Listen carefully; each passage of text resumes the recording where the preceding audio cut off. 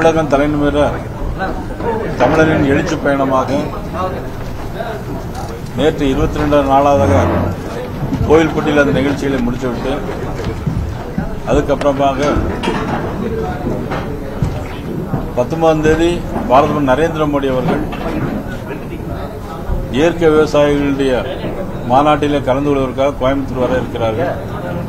காலையிலே அங்கு சென்று அதற்கான ஏற்பாடுகள் செய்துவிட்டு இப்பொழுது தேசிய மொழிப்பிரிவின் சார்பாக நடைபெற்ற கூட்டத்தில் கலந்து கொண்டு இந்த நிகழ்வில் கலந்து கொண்டிருக்கிறோம்.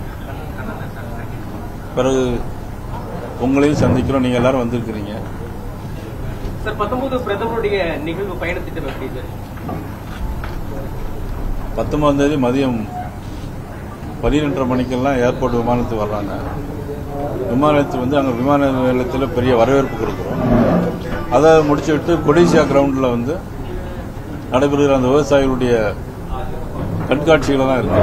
இயற்கை நமது தமிழகத்தில் மட்டுமல்ல அகில இந்திய அளவில் உள்ள விவசாய பொருட்களுடைய கண்காணிப்பு அதனுடைய நடைபெறுகிறது. அதன் பிறகு ஸ்டேஜ் ப்ரோக்ராம் அதுபோல முடித்துவிட்டு மாலையிலே டெல்லி உடனே திரும்ப. கட்சி சார்ந்த எதுவும் நிகழ்வு இருக்கா சார்? ஆலோசனை எதுவும் இல்ல, அன்னைக்கு கட்சி சார்ந்த நிகழ்ச்சி எதுவும் இல்லை. இதுவரையில் நாங்கள் அதை முடிவு பண்ணோம். இன்னைக்கு நடைபெற்ற ஒரு ஆர்ப்பாட்டத்தில் பிஜேபியும் திமுகவும் கூட்டணி சேர்ந்து எஸ்ஐஆர் நிகழ்ச்சியை நடத்துறாங்க. அவங்க 2 பேரும் உடன்படி கூட்டணியாவே இருக்கிறாங்க எப்பவுமே அப்படின்னு சொல்லிட்டு ஒரு குற்றச்சாட்டு வச்சிருக்காங்க சார். இந்த எஸ்ஐஆர் நிகழ்ச்சி அப்படிங்கிறது ஏதோ ஒரு பூதாகரமா போலியான நிகழ்ச்சி மாதிரி ஒரு பூதாகரத்தை உருவாக்கிட்டு இருக்காங்க. முதலமைச்சருக்கு திராவிட முன்னேற்ற கழக கூட்டணிக்கு இதுவரையிலும் இந்த 4 வருஷமும் எந்த வேலையுமே பார்க்கல. மத்திய அரசு கொண்டு வந்த எல்லா திட்டங்களையும் எதிர்க்கிறது தான் அவங்களுடைய வேலை. இந்திய குடியுரிமை சட்டம் கொண்டு வந்தாங்க, எல்லா இஸ்லாமியர்களையும் வெளியேற்றிடுவாங்க அப்படின்னாங்க. குடியுரிமை சட்டம் வந்துச்சு, ஆர்ப்பாட்டம் நடத்தினாங்க, போராட்டம் நடத்தினாங்க. ஒரு இஸ்லாமியர்களோட எந்த பாதிப்பு இல்லாமல் இன்னும் அண்ணன் தம்பியா மாமா மச்சான் நல்லா தான் இருக்காங்க. உண்மையிலே இந்த மாதிரி பிரிவினைவாதத்தை தூண்டி விடுவது நம்முடைய முதலமைச்சர். நீட்டு தேர்வை கொண்டு வந்துருவோம்னு சொன்னாங்க. ஆட்சி பொறுப்பு 4.5 வருஷம் ஆச்சு. அது என்ன ஆச்சுன்னே தெரியல. சொன்னதை எதுவுமே செய்யறதில்ல. அவங்களுடைய ஒரே நோக்கம் துணை முதலமைச்சராக இருக்கக்கூடிய மதிப்புக்குரிய உதயநிதி ஸ்டாலின் முதலமைச்சராக இருக்கணும். அதுக்கு எல்லா கூட்டணியும் சேர்த்து வச்சு வேலை பார்த்துக்கிட்டு தான் இருக்கணும். தவிர சாருங்கிறது அண்ணா யூனிவர்சிட்டியில் ஒரு சார் இருந்தாங்கல்ல, அந்த சார் இன்னும் தேடிக்கிட்டே இருக்காங்க. அந்த சார் இப்ப எங்க இருக்காங்கன்னு தெரியல. அந்த சார் நினைச்சிட்டு பயத்திலே இருக்கிறாங்க. பீகாருக்கு நம்ம முதலமைச்சர் பிரச்சாரத்துக்கு போனாங்க, ராகுல் காந்தி நம்பி போனாங்க. விளைவு என்னாச்சு? 243க்கு 202 இடங்கள்ல இன்னைக்கு வெற்றி பெற்று வந்திருக்கோம். ஏதோ இன்னொரு ஆள் புதுசா யாரோ பெருசா கட்சி உருவாக்கி வரன்ட்டு 15% 20% இருக்குன்னாங்க. பிரசாந்த் கிஷோர் 2% ஓட்டு தான் வாங்கியிருக்காங்க. 238 இடத்துல டெபாசிட் போயிருக்கு. அங்க முதலமைச்சர் வேட்பாளராக இருந்த தேசிய யாதவே தப்பிச்சம் பழச்சம்னு ஜெயிச்சிருக்காரு. ஆக சார்கிறது வாக்காளர் இறந்து போனவர்களை விடுவிக்கணும். புதிய வாக்காளர்கள் வயதுக்கு 18 வயது நிரம்பிகளை வாக்காளர்களாக சேர்க்கணும். இதை தவிர உங்களுக்கு வேற ஏதாவது டெபினிஷன் இருக்கா? சாருங்கிறது அதுதானே. வேற என்ன சார் இதுல இருக்கு? இதுல என்ன மோசம் வந்திருக்கு? இதுல போராட்டம் பண்ண வேண்டிய அவசியம் என்ன வந்திருக்கு? வாக்காளர்களை சேர்ப்பதும் விடுவிப்பதும் தேர்தல் ஆணையம், அதை நடைமுறைப்படுத்துவதும் மாநில அரசாங்கம். எப்படி மத்திய அரசு திட்டங்களை அல்ல மத்திய அரசு நிதிகளை மாநில அரசு மூலம் செயல்படுத்த முடியுமோ அது மாதிரி தேர்தல் ஆணையம் அந்த இதை பயன்படுத்தியிருக்கிறார். முதலமைச்சர் சொல்லுகிறார் தேர்தல் ஆணைய கண்ட்ரோல்ல தானே இருக்குது எல்லா அதிகாரம் அப்படின்னா. ஆனா தேர்தல் ஆணையுடைய 10-15 நாள் கோட் ஆஃப் கான்டக்ட் முடிஞ்ச பிறகு திருப்பி அவர்கள் எல்லாமே மாநில அரசு போயிருவாங்கிறது முதலமைச்சருக்கு தெரியுமா தெரியாதாங்கிறது தெரியல. இவ்வளவு மோசமான முறையில் தான் இந்த ஆட்சி நடந்துட்டு இருக்கு. எங்கு பார்த்தாலும் பாலியல் வன்முறை. கோயம்புத்தூர்ல பாலியல் ஒரு பெண்ணை 19 பெண்ணு கூட்டிட்டு போய் அந்த ஆணை அலுவலராக வெட்டிட்டு தாக்கிட்டு விடிய கால் 4 மணி வரையிலும் படாத பாடுபடுத்தி எவ்வளவு அலங்கோலப்படுத்திருப்பாங்க 3 பேர் சேர்ந்து இளம் பெண்ணை. இன்னைக்கு 18,200 பாலியல் வன்கொடுமை நடந்திருக்கிறது. 631 கொலை குற்றங்கள் நடந்திருக்கிறது. 32 லாக்அப் டெத் மரணங்கள் நடந்திருக்கு. யாருடைய ஆட்சியில்? நம்மளுடைய முதலமைச்சர் ஆட்சி. இதெல்லாம் விட்டு போட்டு சார்னு சொல்லிட்டே இருக்கிறாங்க. என்னன்னு புரியல எங்களுக்கு. முந்தா நாள் சாயங்காலம் வரையிலும் 40% வேலை நடந்திருக்கு அப்படின்னு சொல்லி சொன்னாங்க. பிறகு திமுக அறிவாலயத்திலிருந்து எதுவும் செய்து போச்சான்னு தெரியல. நேற்று காலையில் 100% வேலைகள் முடிஞ்சிருச்சு அப்படின்னு சொல்றாங்க. இதுல சார்ல என்ன இருக்குங்கிறது யாருக்குமே புரியல. ஒரு பயம் காட்டுற மாதிரி தான் இருக்கு. வேற அது வந்து என்ன, இப்ப எலெக்ஷன் ஓட்டி கொஞ்ச நாள் தான் நம்மளுக்கு டைம் இருக்குது. ஸோ இந்த நேரத்துல நமக்கு குறிப்பிட்ட கால அளவுல கோடி மக்களை நம்ம சந்திச்சு இது பண்ண முடியுமா? ஏன்னா விவசாயம், ஏழை எளியோர்களுக்கெல்லாம் ஆன்லைன் பத்தி அந்த அளவுக்கு நமக்கு தெரியும், நம்ம சொல்ல முடியாது. அதுக்கான டைம் எந்த அளவுக்கு கொடுக்கப்படுது, அந்த கால அவகாசம் ரொம்ப கம்மியா இருக்குது. இதெல்லாம் சார் இது மெயினா பேச்சு பொருளா இருக்குது. நல்ல கேள்விதான்.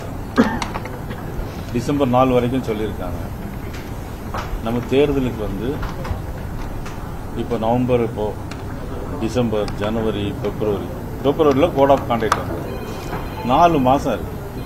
இந்த 1 மாசத்துக்குள்ள பணிகள் முடிச்சு இந்த 4 மாசம் அதுக்கப்புறமும் அதுக்குள்ள டைம் இருக்கும். அந்த கடைசி அந்த தேர்தலுடைய தேதி வர்ற வரைக்கும் நம்மளுடைய பெயர்களை சேர்க்கவோ நீக்கவோ ஃபார்ம் 6, 7, 8 இதை பயன்படுத்துறதுக்கு நமக்கு உரிமை. இது நடைமுறையில் உள்ளது. எல்லா தேர்தல் காலத்திலும் நடைமுறை உள்ளது. ஏற்கனவே 10 முறை 2000 ஆண்டு 10 முறை முடிச்சிருக்கிறாங்க. இப்போ 2000க்கு அப்புறம் 1 முறை 2 முறை நடத்திருக்காங்க. இதுல என்ன குளறுபடி இருக்கு அப்படிங்கிறது எங்களுக்கு தெரியல. நீங்க ஆட்சி ஒழுங்கா நடத்துங்க. கள்ளச்சாரம் இல்லாம பாருங்க, போதைப் பொருட்கள் கஞ்சா இல்லாம பாத்துக்கிடுங்க. வாக்காளர்கள் சேர்ப்பது நீக்குதல போய் சார்னு சொல்லி ஒரு பெரிய பயத்தை காட்டி இதெல்லாம் தேவையான விஷயமாங்கிறதா எனக்கு புரியல. வேற பொதுவாகவே பெண்கள் சார்ந்த விஷயத்துல வந்து நிறைய கொடுமைகள் நடக்குது. அதுல வந்து வரதட்சணைங்கிறது ஒரு முக்கியமான விஷயம். அந்த வரதட்சணையில கோல்டுங்கிறது ஒரு முக்கியமான விஷயம். அந்த வரதட்சணை எடுத்துக்கிட்டோம்னா நம்ம நாகர்கோவில் சைடா இருக்கட்டும், கேரளா சைடா இருக்கட்டும் ரொம்ப அதிகமா இருக்குது. அதனால மக்கள் நிறைய பாதிக்கப்படுறாங்க. சோ இந்த கோல்டுல இருந்து, இந்த வரதட்சணையில இருந்து மக்கள் அவேர்னஸ் கொண்டு வரணும்னா உங்க கட்சி சார்பா எந்த மாதிரி முன்னெடுப்புகள்லாம் எடுக்கணும்னு நினைக்கிறீங்க? மக்கள் கிட்ட கேரளால அந்த மாதிரி சைடு என்ன சொல்லுங்க? கேரளாவில் வரதட்சணை நிச்சயமா ரொம்ப ஒன்று இருக்காது. நிறைய டிமாண்ட்ஸ் இருக்குது. அதனால பெண்கள் நிறைய பாதிக்க இல்ல. நீங்கள் சொல்றது உண்மைதான். இப்போ நீங்க சொல்றது நல்ல யோசிக்கப்பட வேண்டிய விஷயம். நிச்சயமா 2026 தேசிய ஜனநாயக கூட்டணி எங்களுடைய ஆட்சி வரும்பொழுது பெண்களுக்கான தனி சட்டங்களில் இப்பொழுது பாலியல் வன்கொடுமைக்கு தனி சட்டம் ஏற்றுவது போல இந்த வரதட்சணைக்கும் நிச்சயமாக ஒரு தனி சட்டங்கள் நிச்சயமாக ஏற்றுவதற்கு நிச்சயமாக நாங்கள் முயற்சி செய்வோம். சார், பீகார்ல நடந்தது மாதிரி தமிழ்நாட்டில் நடக்க வாய்ப்பு இல்லை. இங்க எங்களுடைய கூட்டணி ஸ்ட்ராங்கா இருக்குது, எக்ஸு கூட்டணி அப்படின்னு சொல்லிட்டு செல்வ பிறந்தகை சொல்றாங்க. பீகார்ல அவங்க வாங்கின தொகுதி எத்தனை தெரியுமா? 6 தொகுதியிலும் ஜெயிச்சிருக்காங்க. பீகார்ல 6 தொகுதியிலும் ஜெயிச்சிருக்காங்க. நான் மதிப்புக்குரிய செல்வ பிறந்த எனக்கு அடுத்ததான் சட்டமன்றத்தில் இருக்காரு. எனக்கு உண்மையில் நாங்கள் ஃப்ரெண்ட்லியாக தான் இருப்போம். கட்சி ரீதியாக வரும்போது அவர் சொன்ன கருத்துக்கு நான் பதில். அவர் வந்து திமுகவை விட்டு தனியாக நிற்பதற்கு தயாராக கூட்டணியை வைத்துக் கொண்டுதான் இன்னைக்கு திமுகவை இன்னைக்கு எல்லாரையும் ஏமாற்றிட்டு இருக்கிறாங்க. கூட்டணி மட்டும்தான் ஆட்சி அமைக்கணும் அப்படின்னா 2011 வந்து திமுக தான் ஆட்சி அமைச்சிருக்கணும். இன்னைக்கு மக்கள் விரோத போக்கு. இங்க பாருங்க, சொத்து வரி 300% கூட்டியிருக்காங்க. மக்கள் வந்து யோசிச்சு பார்ப்பாங்க. தேர்தல் நேரத்தில் தான் அவங்களுக்கு ஒரு ஆட்சிக்கு மாற்றம் வேணும்னா தேர்தல் நேரத்தில் தான் அவங்க எல்லாம் பண்ணுவாங்க. சொத்து வரி உயர்வு, மின்சார கட்டண உயர்வு 300%. சரி, மின்சார கட்டணத்தை 2 மாசத்துக்கு ஒருக்க இருக்கத நாங்க 1 மாசத்துல கொண்டு வந்து சொன்னாங்க. செஞ்சாங்களா? செய்யல. நீட் தேர்வு செய்யல. 1000 ரூபாய் கொடுப்போம்னு சொன்னாங்க. பார்லிமெண்ட் எலெக்ஷன் 2 வருஷம் கொடுக்காம 2 வருஷம் கழிச்சு பார்லிமெண்ட் எலெக்ஷன் வந்தோன்னு கொடுத்தாங்க. இன்னும் மீதி இருக்குன்னு துணை முதலமைச்சர் சொல்லிட்டு இருக்கிறாங்க. சரி, முதல்ல வந்து எல்லா பெண்களுக்கும் கொடுப்போம்னாங்க. அப்புறம் தகுதி வாய்ந்த பெண்கள் அப்படின்னா என்ன தகுதி வச்சிருக்காங்க திமுகவில் பெண்களுக்கு அப்படின்னா நடைபெறக்கூடிய பாலியல் வன்கொடுமை தான் அது சாட்சியா அமையும். இப்படி நிறைய திராவிட முன்னேற்ற கழகம் இந்த 5 ஆண்டு கால இந்த 4.25 வருஷ அரசாங்கத்தில் நல்ல விஷயங்கள் எதுவுமே மக்களுக்கு செஞ்சதாக தெரியும். சார், இப்ப ஸ்டேஜ்ல பேசும்போது 200க்கு அதிகமான தொகுதிகள்ல நாங்க வெற்றி பெறுவோம்னு சொல்றீங்க. சோ உங்களுடைய ஒரு தலைவரா உங்களுடைய ஆசையா இருக்கலாம். பட் தமிழ்நாட்டை பொறுத்த வரைக்கும் இது கொஞ்சம் அதிகமான ஆசையும் நம்ம எடுத்துக்கலாம். அந்த விஷயம் சொல்லலாம். நீங்க அதிகமான ஆசையாக கூட இருக்கலாம். நீங்க சொல்றதை அப்படியே அப்ரூவ் பண்ணுங்க. ஆனால் நிச்சயமா பெரும்பான்மை இடங்களில் வெற்றி பெறணுங்கிறது அதனுடைய எங்களுடைய நோக்கம்.